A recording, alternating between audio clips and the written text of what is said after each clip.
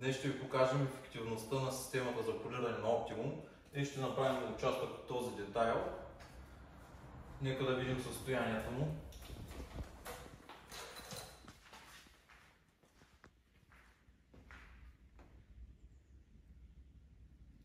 Има една голяма дръскотина и множество малки.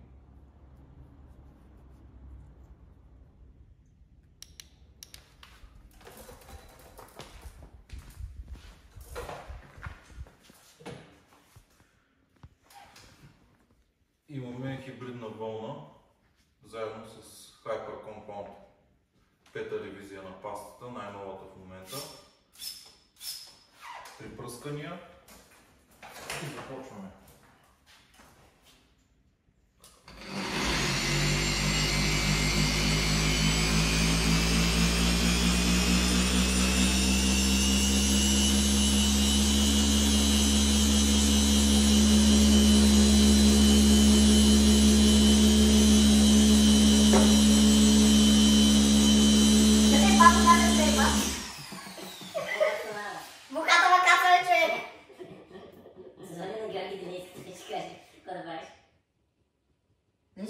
Не бе, не можеш ли просто да се направиш и не виждаш очи? Трябва да казваме постоянно! Еми да так ми катила едно, какво да прави, бе?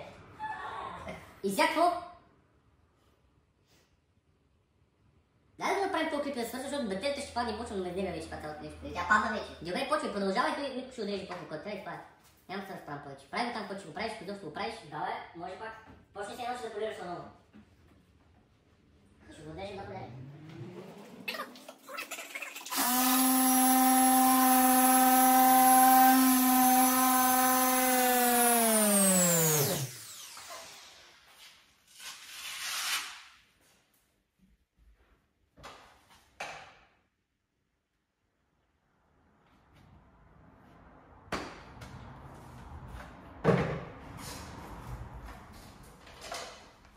Забърсваме, като един нефибър е напълнен с новлинс, понеже лъка е доста мек на тази кола и се получават микродръскотини при забърсването.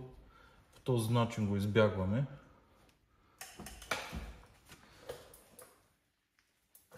Разбира се, имаме хейс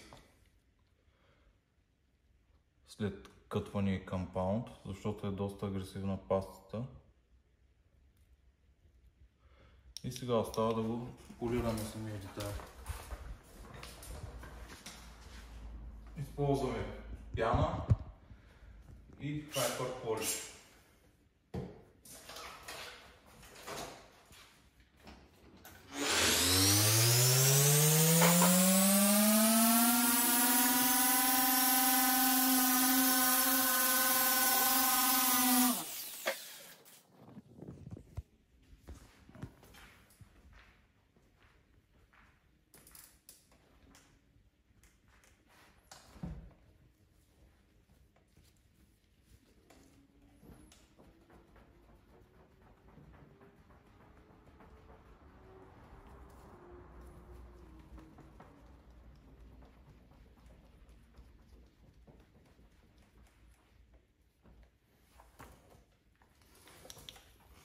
Ето го и резултата.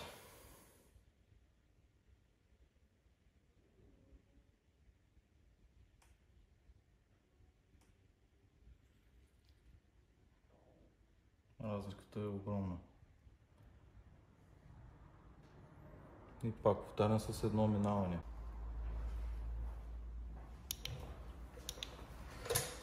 Ето виждате колко лесно става, когато имате правилната методика.